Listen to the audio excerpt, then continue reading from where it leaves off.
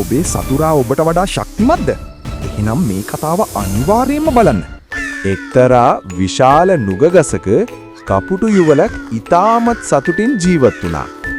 ඒ ගසේම බෙන එක ඉතාම දරුණු කළු සර්පයෙක් පදිංචි වෙලා හිටියා.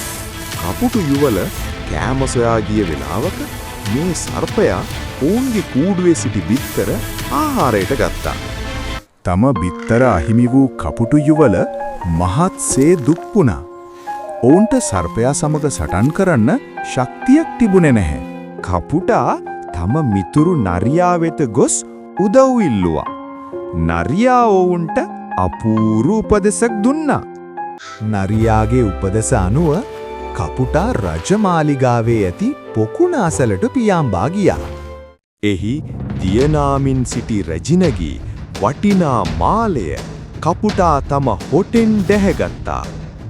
බටයන් Taman පස්සේ එන බව දන්නා කපුටා රන්මාලය සර්පයා සිටින බෙනේ ඇතුළට අතහැරියා. මාලය ගැනීමට බෙනය පරීක්ෂා කළ භටයන් එහි සිටි දරුණු සර්පයාව මරා දමා මාලය රැගෙන ගියා. බුද්ධියෙන් සතුරාව පරාජය කළ කපුටු යුවල නැවතත් සතුටින් ජීවත් වුණා. ශක්තියට වඩා බුද්ධිය බලවත් බව මතක තබා ගන්න